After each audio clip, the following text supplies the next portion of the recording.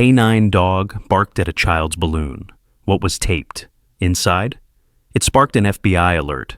What happened next will shock you beyond belief. A simple birthday celebration turned into a nightmare that would expose secrets buried deeper than anyone imagined.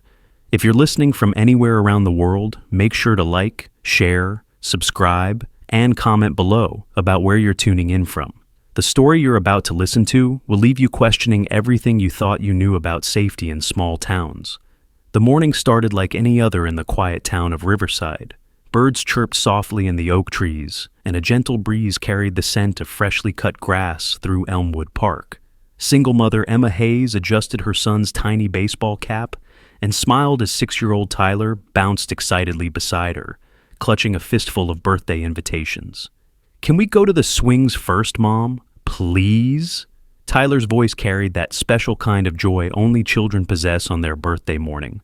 Emma nodded, her heart swelling with bittersweet happiness. David would have loved this moment. Her late husband had always promised Tyler the best 6th birthday party ever. Now, 8 months after the accident, she was determined to keep that promise alone. Walking beside them was their constant companion, a retired police German shepherd named Scout.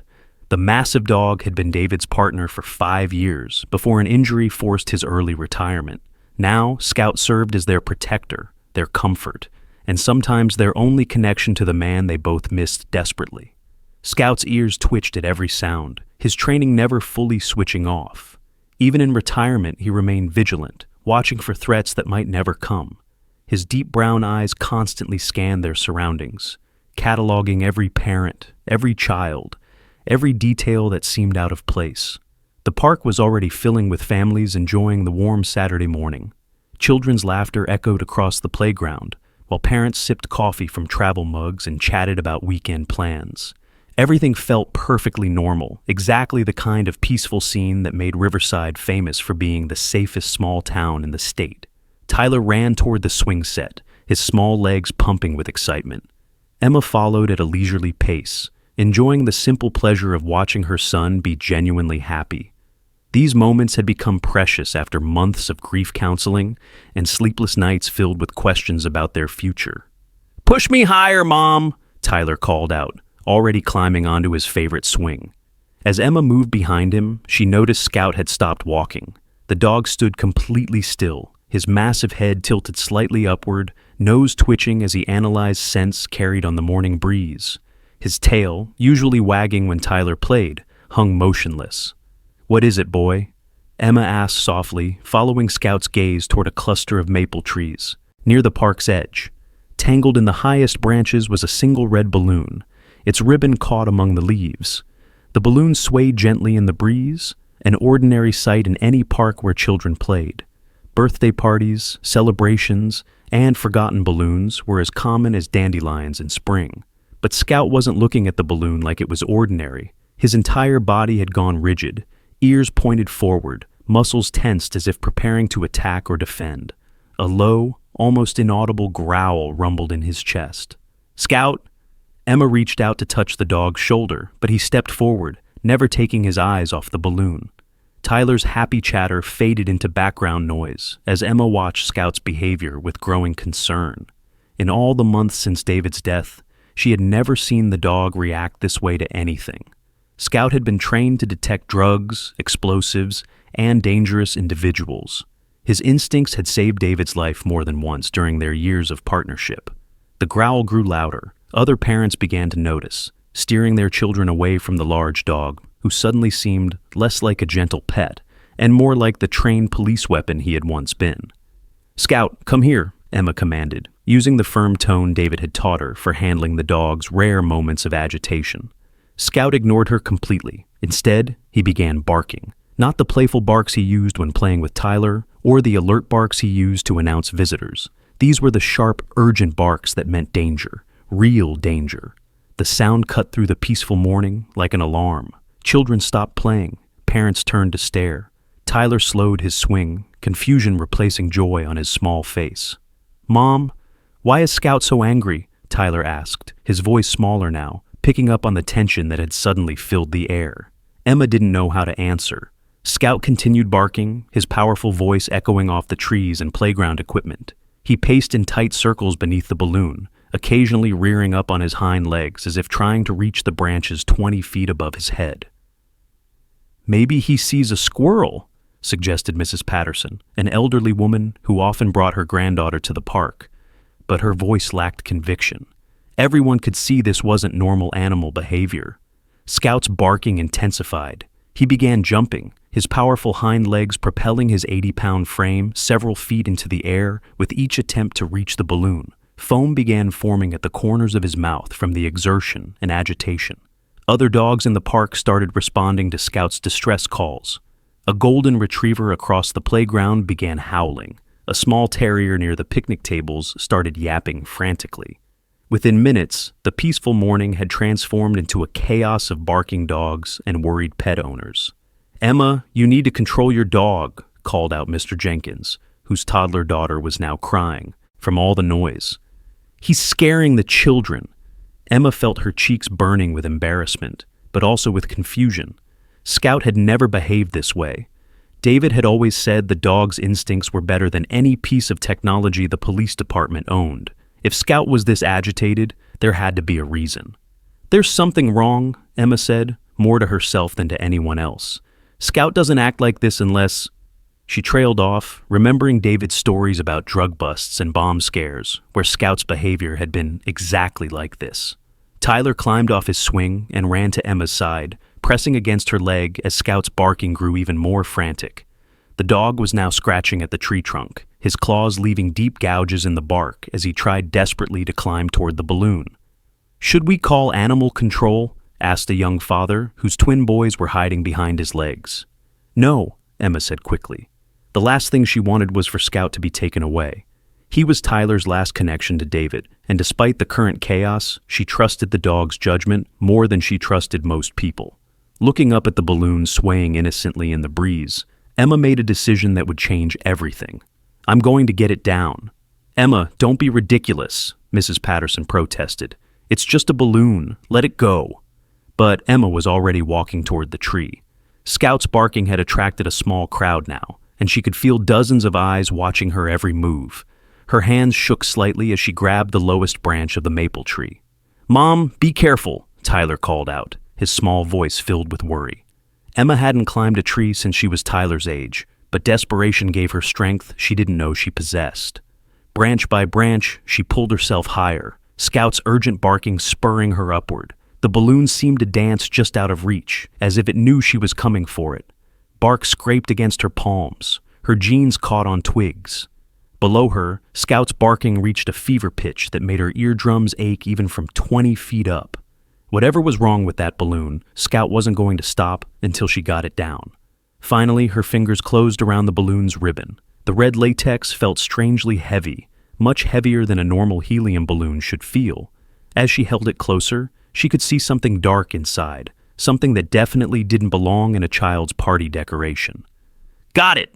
she called down to Tyler, who was now surrounded by other concerned parents. But as Emma began her careful descent, balloon clutched tightly in one hand. Scout's barking changed. The urgent, demanding barks became something else entirely. They became warnings. Deep, threatening growls that made everyone in the park step back.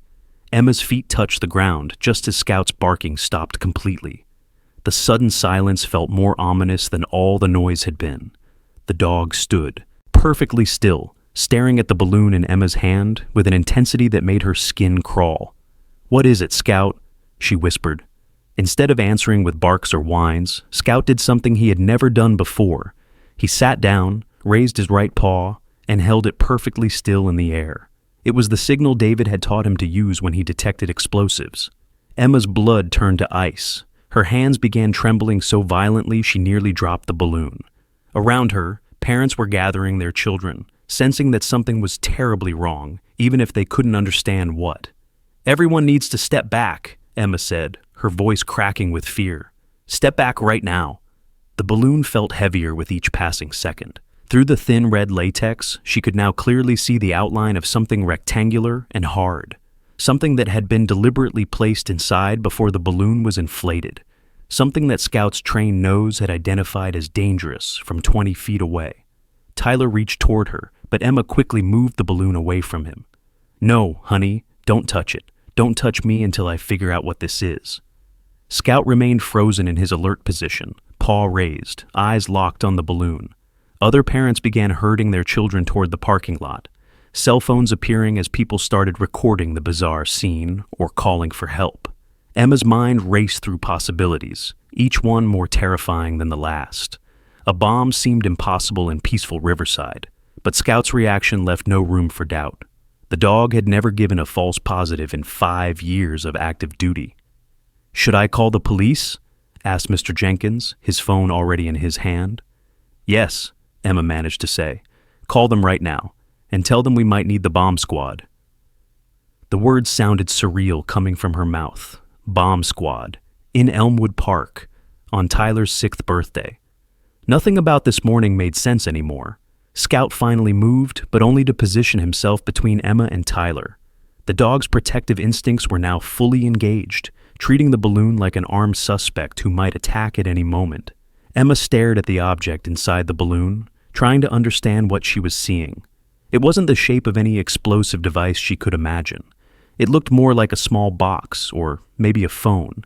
But why would someone put a phone inside a balloon and let it float into a tree? The questions multiplied faster than she could process them. Who had released this balloon? When? Why here, in a park where children played every day? And most importantly, what exactly was Scout detecting that made him so sure danger was present? As sirens began wailing in the distance, Emma realized that Tyler's birthday morning had just become the beginning of something much larger and more dangerous than a simple celebration in the park. Scout's barking had uncovered a secret that someone had tried very hard to keep, hidden. But as she stood there, holding what might be a bomb in a children's party balloon, Emma couldn't shake the feeling that the worst was yet to come. Scout's training had detected the immediate threat, but his continued agitation suggested that whatever was inside this balloon was just the beginning. The sirens grew louder, and Emma wondered if her decision to climb that tree had just saved lives or put everyone in even greater danger.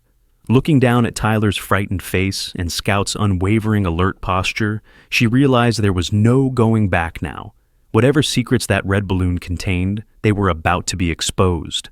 And something told Emma that once those secrets came to light, nothing in Riverside would ever be the same again. The first police car arrived within minutes, its red and blue lights cutting through the morning, calm like knives. Officer Martinez stepped out, his hand instinctively resting on his radio as he took in the scene.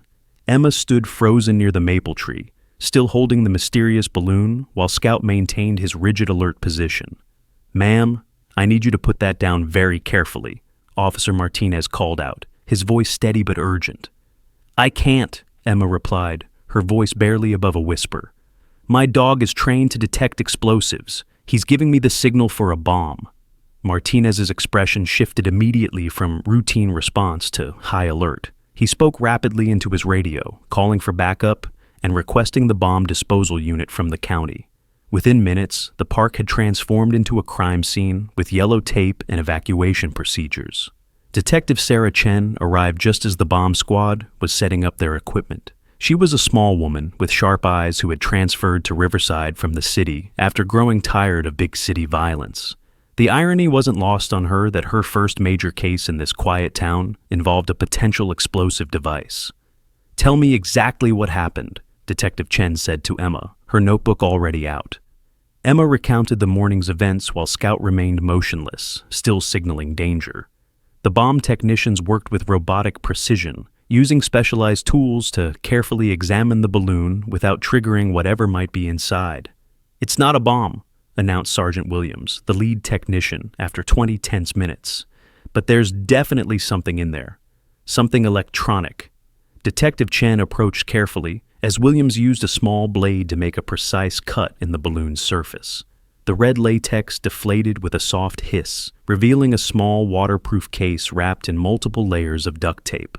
"What is that?" Emma asked, still keeping Tyler behind her, despite the all-clear signal. "We're about to find out," Detective Chen replied, pulling on latex gloves before taking the case from Williams. The case was roughly the size of a smartphone, sealed tightly with professional-grade tape.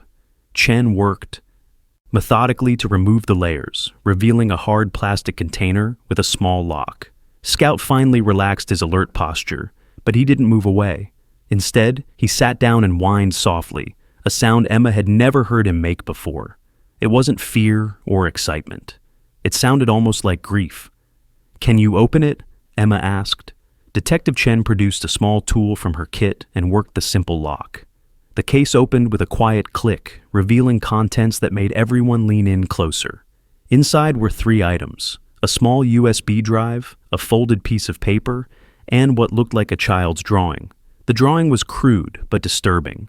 A stick figure of a crying child with numbers written beneath it in shaky handwriting. "What do those numbers mean?" Officer Martinez asked, peering over Chen's shoulder. "Could be coordinates," Chen replied, examining the paper more closely. "Or a code. We'll need to analyze this at the station."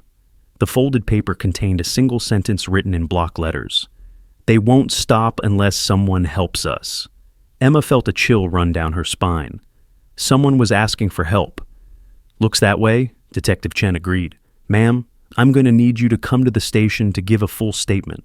This balloon didn't just randomly end up in that tree." As they prepared to leave the park, Emma noticed something that made her stomach lurch. Other parents were pointing to trees around the playground, and she could see what they were looking at. There were more balloons, at least 4 or 5 others, caught in branches throughout the park. "Detective!" Emma called out, pointing toward the other balloons. "There are more!" Chen followed Emma's gaze and immediately radioed for additional units. "We need to secure this entire area. If there's one, there might be dozens." The next 2 hours turned Elmwood Park into a major crime scene. Officers carefully retrieved 7 more balloons from various trees around the park. Each one contained similar waterproof cases with USB drives, drawings, and cryptic messages. At the police station, Detective Chen connected the first USB drive to an isolated computer system, taking precautions in case it contained malware. What appeared on the screen made her blood run cold. "We need to call the FBI," she told Officer Martinez quietly. The drive contained dozens of video files, each one showing what appeared to be children in some kind of institutional setting. The quality was poor and the lighting dim, but the distress on the children's faces was unmistakable. Emma sat in the waiting area with Tyler, who was growing restless after missing his birthday party. Scout lay at their feet, still showing signs of agitation despite being away from the balloons. "Mom, when can we go home?" Tyler asked for the 4th time. "Soon, honey," Emma replied, though she had no idea when that might be true. Detective Chen emerged from her office looking grim. "Mrs. Hayes, I need to ask you some questions. About your dog's training. How reliable are his detection abilities?" "Scout never gives false positives," Emma said firmly. "My husband always said he was the best drug and explosive detection dog in the department's history." "What about other things? Could he detect electronic devices or fear pheromones?" Emma considered the question. David mentioned that Scout sometimes reacted to hidden cameras and recording equipment. He said it was probably the electronic components, but they never tested it specifically. Chen nodded thoughtfully. "These USB drives contain what appears to be surveillance footage of children in distress. Your dog might have been detecting the electronic devices, or he might have sensed something else entirely." "What kind of surveillance footage?" Emma asked, though she wasn't sure she wanted to know. "The kind that suggests these balloons weren't just random littering," Chen replied carefully. "Someone was using them to distribute evidence of something very serious." As if triggered by the conversation, Scout suddenly stood up and walked to the window. He began the same low growling he'd done at the park, but this time he was staring at the parking lot. "What's he looking at?" Chen asked. Emma joined Scout at the window. In the parking lot, she could see several unmarked cars that hadn't been there when they arrived. Men in dark suits were standing around them, talking on phones and occasionally glancing toward the police station. "Those aren't local police," Emma observed. "No, they're not," Chen confirmed. "I called the FBI about an hour ago. They said they'd send someone, but this is faster than I expected." One of the men in suits approached the station entrance. Scout's growling intensified, and he pressed himself against Emma's leg in a protective stance. "Why is Scout acting like that?" Tyler asked, picking up on the tension. Before Emma could answer, Detective Chen's phone rang. She listened for a moment, then hung up with a puzzled expression. "That was my captain. He says the federal agents want to take all the evidence and close our investigation immediately." "Isn't that normal for this kind of case?" Emma asked. "Maybe, but they haven't even seen what we found yet. How do they know they want it? Scout's agitation was increasing by the minute. He began pacing between Emma and the window, his protective instincts clearly triggered by something outside. The station door opened, and 3 men in identical dark suits entered. They moved with the kind of confidence that comes from having authority that doesn't need to be explained. "Detective Chen, I'm Agent Morrison with the FBI.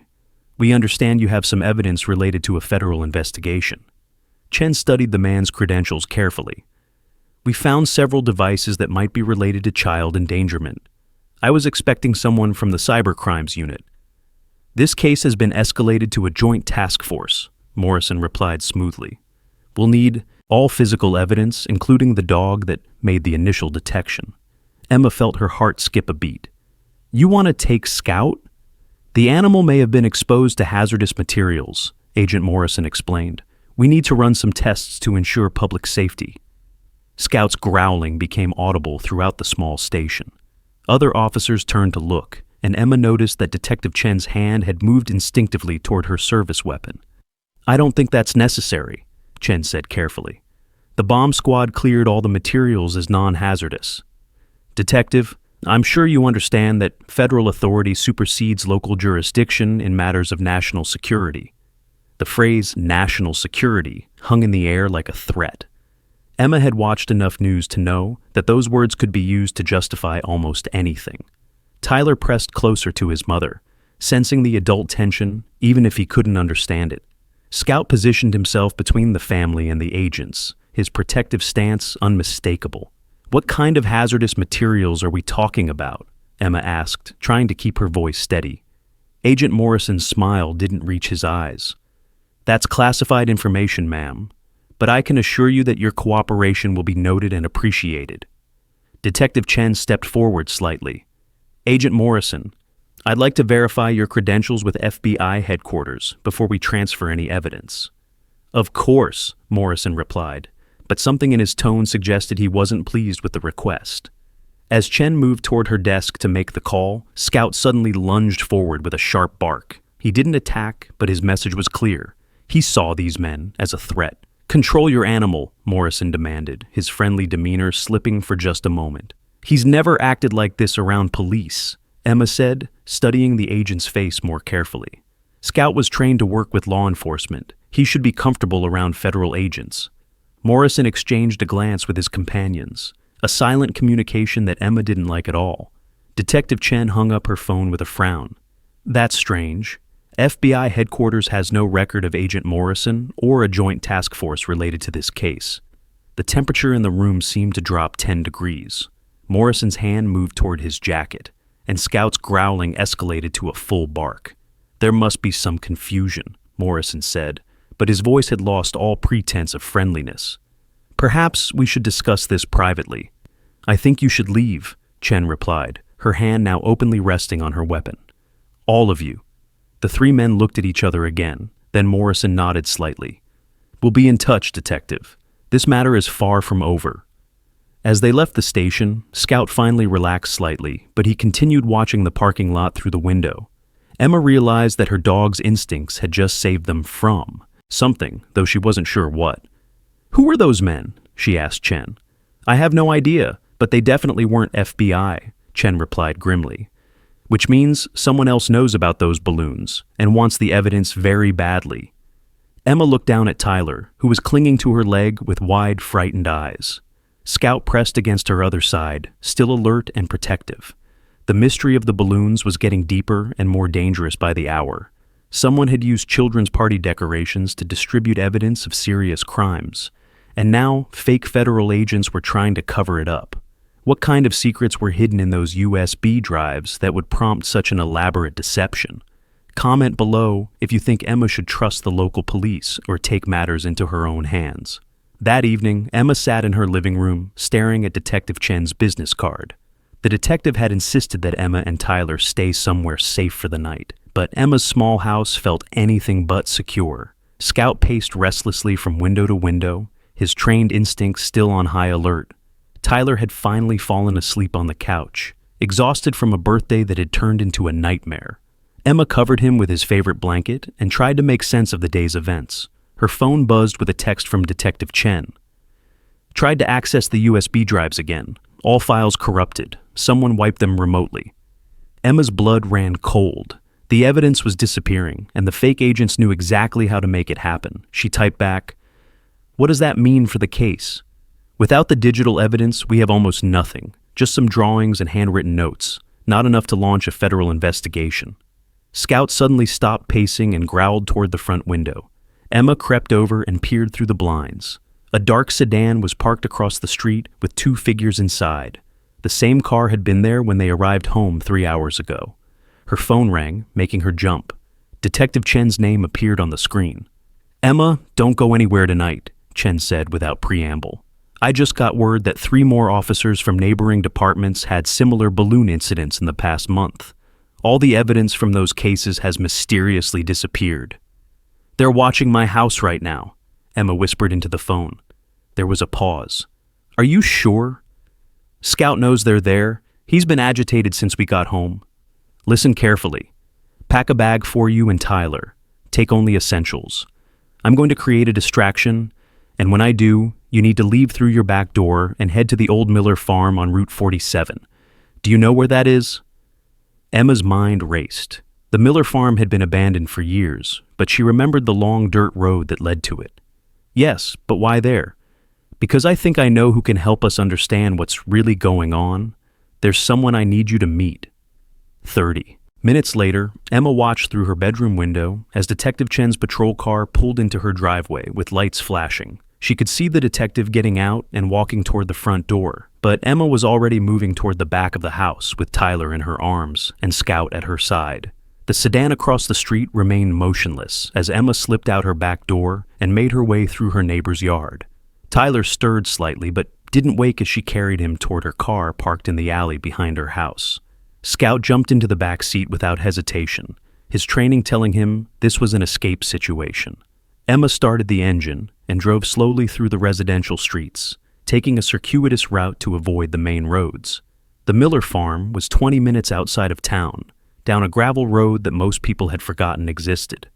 Emma's headlights cut through the darkness as she navigated the potholes and overgrown bushes that lined the path. The old farmhouse appeared in her headlights like something from a horror movie. Paint peeled from its wooden siding, and several windows were boarded up.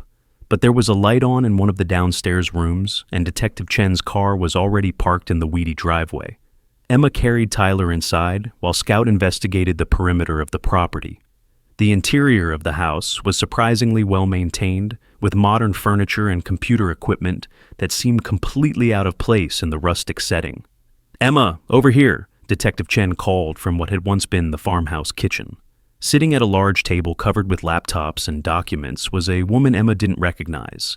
She was perhaps 50 years old, with graying hair and intense green eyes that seemed to take in everything at once. "This is Maya Rodriguez," Detective Chen said. "She's an investigative journalist who's been tracking cases like ours for the past 3 years. Maya stood and extended her hand. "I'm sorry we have to meet under these circumstances, but what happened today confirms everything I've been researching." Emma settled Tyler on a nearby couch, where he continued sleeping peacefully. Scout positioned himself by the door, still alert but less agitated than he'd been all day. "What kind of research?" Emma asked. Maya gestured toward her computers. "Missing children cases that get mysteriously closed, evidence that disappears from police departments, witnesses who suddenly stop cooperating with investigations." She pulled up a map on one of her laptops. Red dots marked locations across 3 states. Every one of these dots represents a case where balloons containing evidence were found, and every one of these cases was subsequently buried by people claiming to be federal agents. Emma studied the map. There were dozens of dots, forming a pattern that stretched from their small town all the way to the state capital. "How long has this been going on?" Detective Chen asked. "At least 5 years that I can document," Maya replied. "But I think it goes back much further than that." She opened another file, this one containing photographs of children. Emma recognized some of the faces from the corrupted video files they'd seen earlier at the police station. These children were all reported missing from foster care facilities, group homes, or family services agencies, Maya explained. The official reports say they were transferred to other facilities or returned to family members, But none of that is true. Emma felt sick. What happened to them? That's what we're trying to find out. But based on the evidence patterns, I believe someone is running an organized operation to traffic children through legitimate social services agencies. Detective Chen leaned forward. How does the balloon distribution fit in? Maya pulled up a different screen showing satellite imagery. Look at this. Every location where balloons have been found is within a 5-mile radius of a former or current children's facility. She zoomed in on their town. The balloons found in your park today? They were released from the abandoned Riverside Children's Home, which closed 2 years ago under suspicious circumstances. Emma's heart started pounding. Someone is still using that building? Someone has been using it regularly, according to utility records I managed to access, Maya confirmed. Electricity and water usage consistent with multiple occupants, but no official tenant or owner. Scout suddenly stood up and walked to the window, his ears perked forward. A moment later, they all heard the sound of cars approaching on the gravel road. They found us, Detective Chen said, her hand moving to her weapon. Maya was already shutting down her computers and gathering files. There's a root cellar in the basement. We can hide there until they leave. But Emma was looking at Scout, who was showing none of the aggressive behavior he'd displayed toward the fake agents earlier. Instead, he was wagging his tail slightly. Wait, Emma said. Scout doesn't think they're a threat. Through the window, they could see headlights from 2 vehicles approaching the farmhouse. As they got closer, Emma could make out the shapes of official police cars rather than the unmarked sedans they'd been avoiding. That's Sheriff Martinez, Detective Chen said with relief. I called him before we left town. Sheriff Martinez entered the farmhouse with 2 deputies, both men Emma recognized from community events. Scout greeted them normally, confirming that these were legitimate law enforcement officers.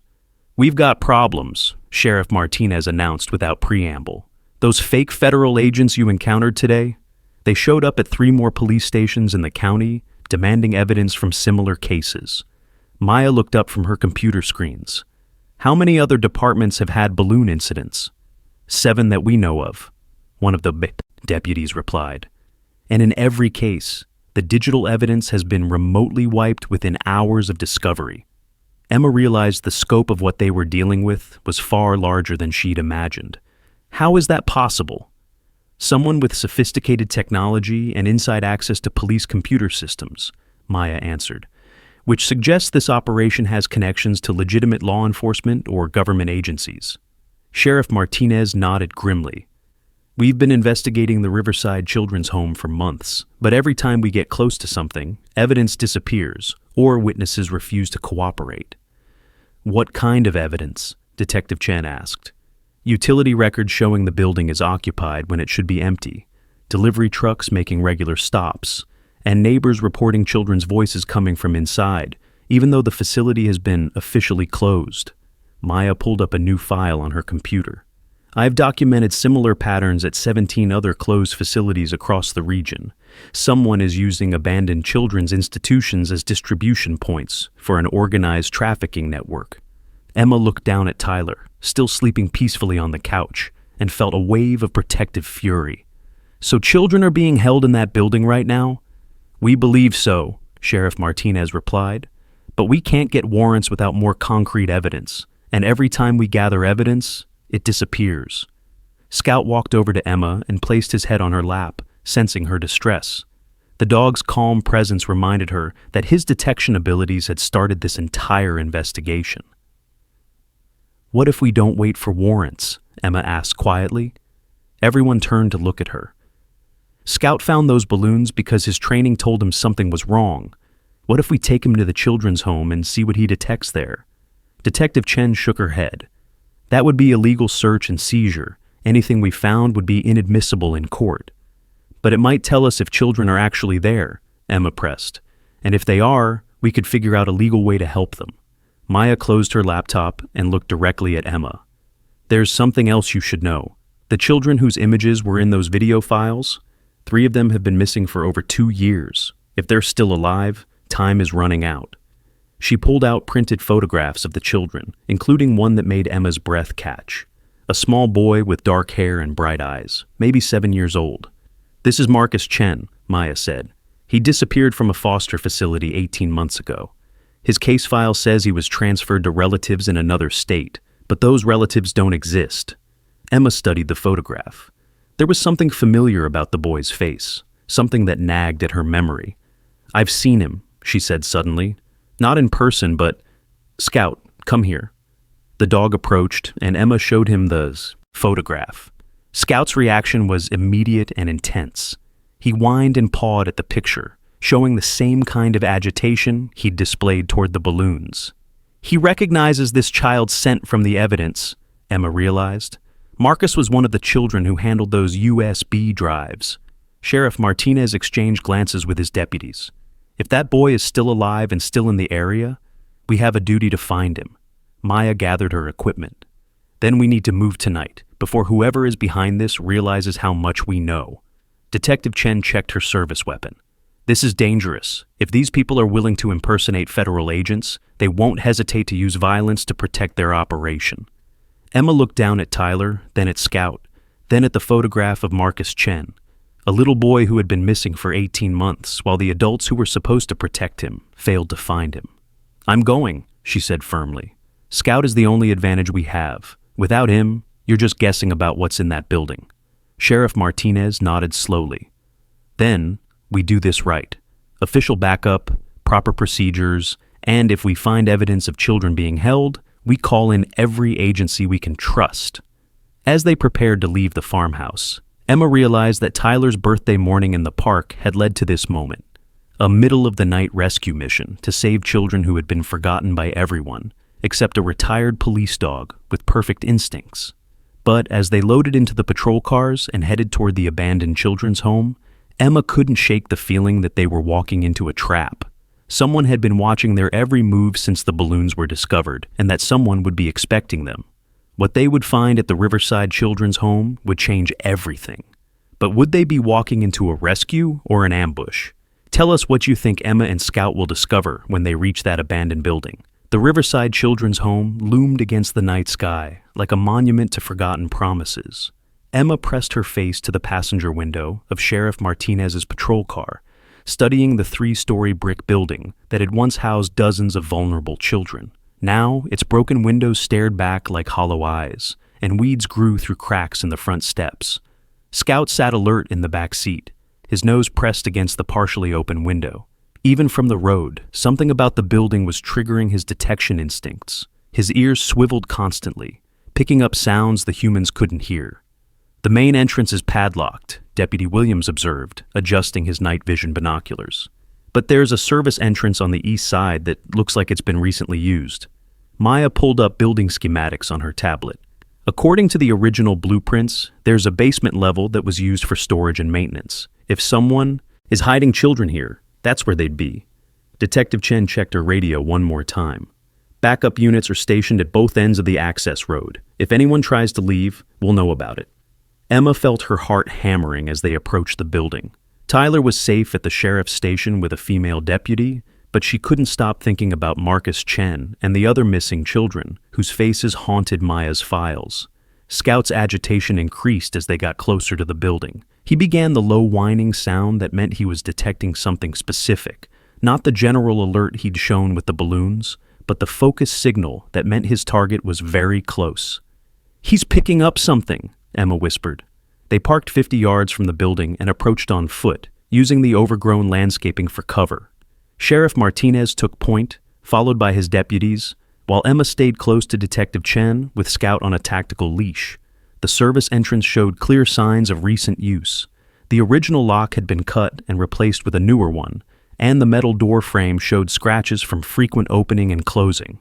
"Someone's definitely been using this building," Detective Chen murmured into her radio. Sheriff Martinez produced a set of lockpicks and worked on the new padlock with practiced efficiency. Within minutes, the door swung open to reveal a dark hallway that smelled of industrial cleaning products and something else. Something that made Scout's nose twitch with recognition. They entered single file, using tactical flashlights to navigate the abandoned corridors. The building's interior had been stripped of most furniture and fixtures, but Emma could see that some rooms had been recently cleaned and organized. Scout pulled steadily toward the back of the building, his nose working constantly to follow scent trails invisible to the humans. His tail was rigid with concentration, and he moved with the focused determination Emma remembered from watching him work with David. "There," Maya whispered, pointing toward a stairwell at the end of the main hallway. "Basement access." The stairs leading down were newer than the rest of the building, constructed from treated lumber that looked less than 2 years old. Someone had invested significant effort in making this basement accessible and secure. As they descended, Scout's excitement became almost uncontainable. He strained against his leash, whining softly in a way that sounded almost like he was trying to communicate something urgent. The basement had been completely renovated. What should have been a storage area full of dusty maintenance equipment had been transformed into something that looked disturbingly like living quarters. There were multiple small rooms with reinforced doors, each equipped with a small window and basic furnishings. "This is it," Sheriff Martinez said grimly into his radio. "We've found what appears to be a detention facility." Emma felt sick looking at the small rooms. Each one was barely larger than a prison cell, with a single bed, a small table, and nothing else. The walls showed signs of recent painting, but she could still see scratches and marks where previous occupants had tried to leave messages. Scout was pulling so hard toward the far end of the basement that Emma had to use both hands to control him. His whining had become more urgent, almost desperate. "What is it, boy?" she whispered. They followed Scout toward a section of the basement that looked different from the rest. The walls here were thicker, and Emma could see that additional soundproofing had been installed. There were 3 doors, each with multiple locks and a small observation window. Scout stopped at the middle door and began the alert signal David had trained him to use when he found a living person. He sat perfectly still and raised his right paw, but this time he also whined continuously, a sound Emma had never heard him make before. Sheriff Martinez approached the door carefully and peered through the observation window. His expression changed immediately from professional caution to urgent concern. "There's someone in there," he whispered. "A child." Emma's heart nearly stopped. "Alive?" "Moving around. Looks like a boy, maybe 7 or 8 years old." Maya quickly consulted her photographs. Marcus Chen was 7 when he disappeared. Detective Chen was already working on the locks with Sheriff Martinez's tools. The door had 4 separate deadbolts, all designed to keep someone inside rather than keep intruders out. The locks opened one by one, and Scout's agitation reached fever pitch. He was practically vibrating with the need to get into that room. The door swung open to reveal a small boy sitting on a narrow bed, staring at them with wide, frightened eyes. He was thin and pale, but alive. Very much alive. "It's okay," Emma said softly, stepping forward. "We're here to help you." The boy didn't speak, but his eyes tracked to Scout, who was straining to reach him. Something in the child's expression changed when he saw the dog, fear replaced by a flicker of hope. "Marcus?" Maya asked gently, showing him the photograph. "Is your name Marcus Chen?" The boy nodded slightly, then looked back at Scout. "Is he a police dog?" "He used to be," Emma replied. "His name is Scout, and he's the one who helped us find you." Scout had finally calmed down enough that Emma could let him approach the bed. The dog moved slowly, letting the boy reach out to touch his head. When their hands made contact, Scout's tail began wagging for the first time in hours. "There are others," Marcus whispered, so quietly they almost didn't hear him. "In the other rooms." Sheriff Martinez immediately moved to check the remaining doors. The first room was empty, but the second contained another child, a girl who appeared to be 9 or 10 years old. Maya consulted her files again. That could be Sarah. Mitchell, she's been missing for 14 months. Detective Chen was coordinating with backup units over her radio, calling for medical personnel and social services. The 2 children were alive, but would need immediate care and protection. "How many others have been here?" Emma asked Marcus gently. "Lots," he replied. "They move us sometimes. Different buildings." Scout suddenly tensed again, his ears turning toward the stairwell they had descended earlier. He growled low in his throat, the warning sound that meant danger was approaching. "Someone's coming," Emma whispered urgently. Sheriff Martinez immediately positioned his deputies at defensive points around the basement. They could hear footsteps upstairs, moving with purpose toward the stairwell. "This is Sheriff Martinez," he called out. "Identify yourselves." The footsteps stopped, then began moving more rapidly. Whoever was upstairs wasn't interested in talking, Maya was already gathering the children, trying to move them toward what appeared to be an emergency exit at the far end of the basement. But Scout refused to leave Emma's side, his protective instincts fully engaged. The first person to appear at the bottom of the stairs wasn't wearing a police uniform. It was one of the fake federal agents from the police station, and he was armed. "Release those children immediately," the man called out. "You're interfering with a federal operation." "Show me your credentials," Sheriff Martinez demanded, his weapon drawn. Instead of responding, the fake agent spoke into a radio headset. Within seconds, Emma could hear more footsteps upstairs, multiple people moving to surround the building. Scout's growling became more intense. He positioned himself between Emma and the stairs, ready to defend her against anyone who tried to approach. "You have no idea what you're interfering with," the fake agent continued. "Those children are part of an ongoing investigation. Removing them compromises years of undercover work." "Then you won't mind if we verify that with FBI headquarters," Detective Chen replied, already dialing her phone. The fake agent's expression hardened. "I'm afraid that won't be possible." Emma realized they were trapped. The people running this operation had been watching their investigation from the beginning, and now they were trying to regain control of the situation. But Scout had other plans. The dog suddenly lunged forward, not attacking the fake agent, but running past him toward the stairs. His barking echoed through the basement like an alarm system. "Scout, no!" Emma called out, but the dog was already bounding up the steps. Through the basement ceiling, they could hear Scout's barking change tone. He wasn't barking at the fake agents anymore. He was barking for backup, using the same signal David had trained him to use when calling for reinforcements. And amazingly, it worked. Emma heard the sound of multiple vehicles arriving outside the building, their engines roaring as they surrounded the property. Sheriff Martinez's radio crackled to life. "Sheriff, this is Agent Patricia Williams with the FBI. We have the building surrounded. Are the children safe?" Emma felt tears of relief streaming down her face. The real FBI had arrived. "2 children recovered," Martinez replied into his radio. "Multiple suspects in custody." The fake agent at the bottom of the stairs had gone very quiet, realizing his operation had just collapsed completely. Maya knelt beside Marcus and Sarah, both children clinging to her as the sound of footsteps filled the building above them. "You're safe now," she whispered. "You're finally safe." Scout came bounding back down the stairs, his tail wagging triumphantly. He had done exactly what David trained him to do, protect the innocent and call for help when needed. But as Emma hugged the heroic dog, she realized this rescue was just the beginning. Marcus had mentioned other buildings, other children who were still missing. The network they had uncovered tonight was larger than anyone had imagined, and Scout's detection abilities had just exposed the tip of an iceberg that stretched across multiple states. How many more children were still out there, waiting for someone to hear their silent cries for help? What do you think happens to the fake agents who've been covering up this operation for years? 3 weeks after the rescue at Riverside Children's Home, Emma sat in a federal courthouse listening to testimony that would change child protection laws forever. The courtroom was packed with journalists, law enforcement officials, and families of missing children who had traveled from across the country. Scout lay quietly beside her chair, wearing a special service vest that identified him as a federal witness. The dog had become something of a celebrity since the rescue, but Emma could see the weight of everything they'd uncovered in his tired eyes. Agent Patricia Williams, the real FBI investigator who had coordinated the raid, approached the witness stand.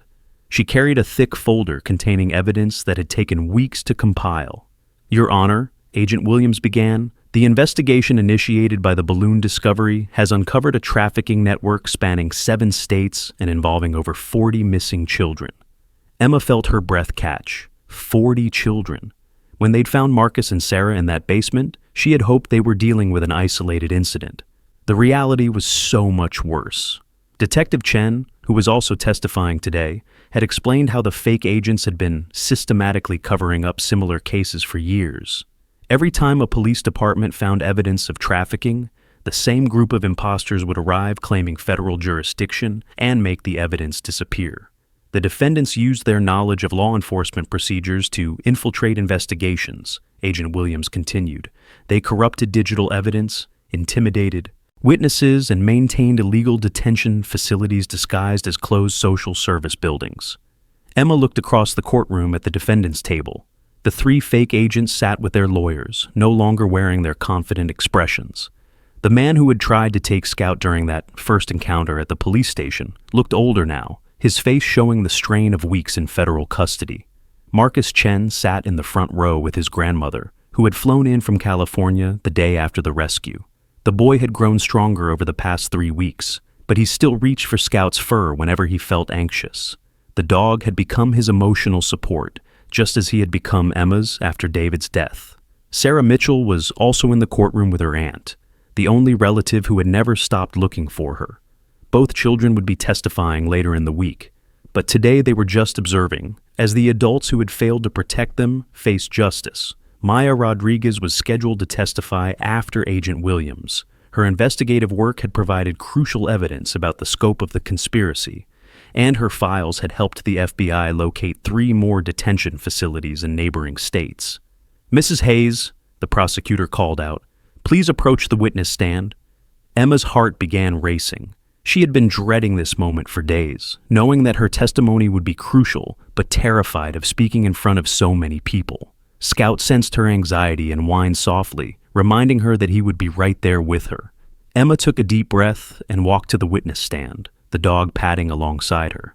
"Mrs. Hayes, please tell the court about the morning of June 15th when your dog first detected the balloon in Elmwood Park." Emma began recounting the story, starting with Tyler's birthday celebration and Scout's strange behavior. As she spoke, she could see members of the jury leaning forward, captivated by the unlikely chain of events that had led to this moment. "Scout had never behaved that way before," Emma explained. "My late husband always said that police dogs don't give false positives. If Scout was alerting to danger, there was definitely something wrong."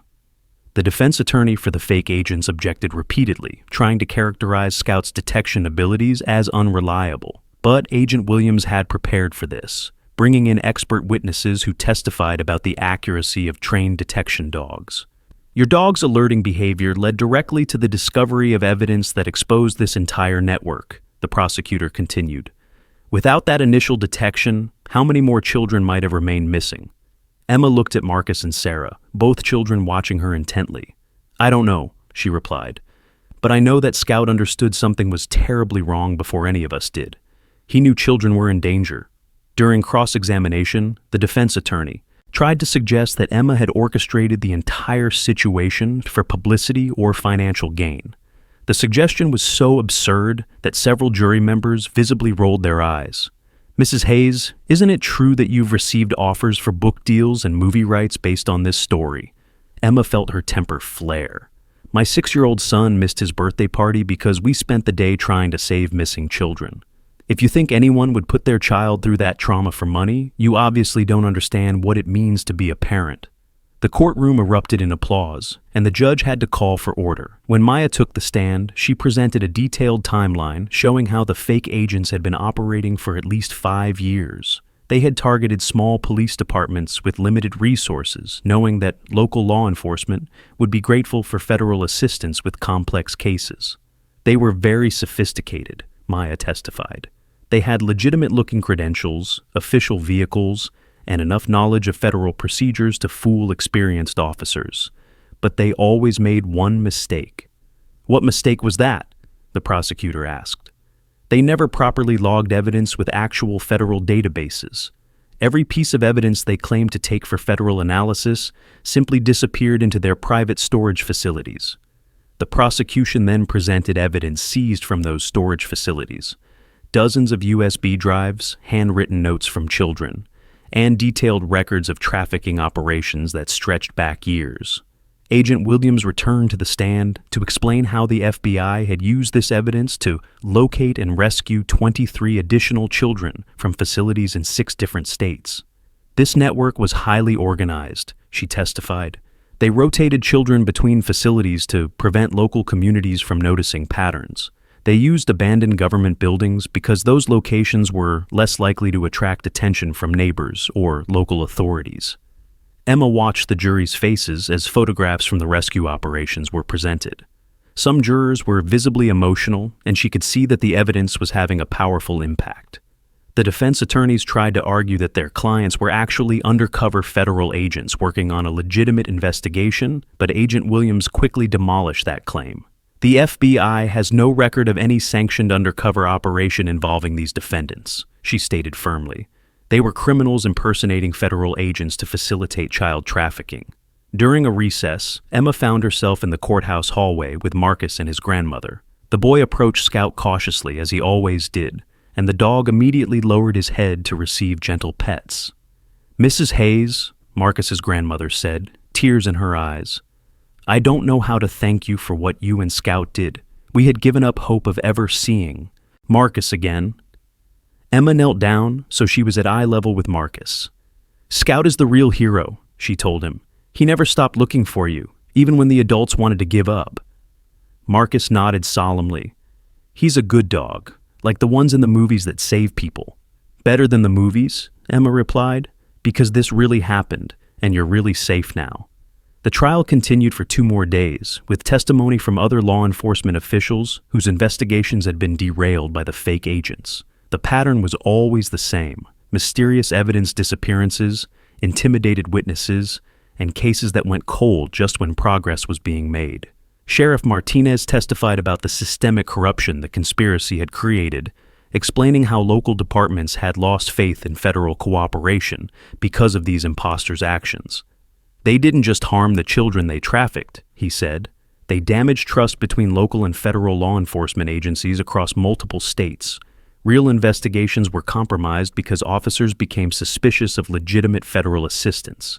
On the final day of testimony, Tyler was allowed to visit the courthouse to see Scout receive a special commendation from the FBI. Emma watched her son pet the dog who had inadvertently saved so many lives by barking at a balloon in a tree. "Scout is famous now," Tyler observed, looking at the medal hanging from the dog's collar. "He's always been special," Emma replied. "We just didn't know how special until he decided to help some children who needed him." The jury deliberated for less than 4 hours before returning guilty verdicts on all charges against the 3 fake agents. The courtroom erupted in applause as the judge read the sentences. Life in prison without parole for conspiracy to commit human trafficking. Outside the courthouse, reporters swarmed around Emma and Scout, asking questions about their unexpected role in exposing the conspiracy. Emma answered a few questions, but kept her responses brief, focusing on the children who had been rescued rather than on her own experience. "What's next for you and Scout?" one reporter asked. Emma looked down at the dog, who was calmly observing all the attention with the dignity of a true professional. "We're going home," she said. "Tyler has a birthday party to make up for, and Scout has earned a very long rest." But even as she said it, Emma knew their story wasn't really over.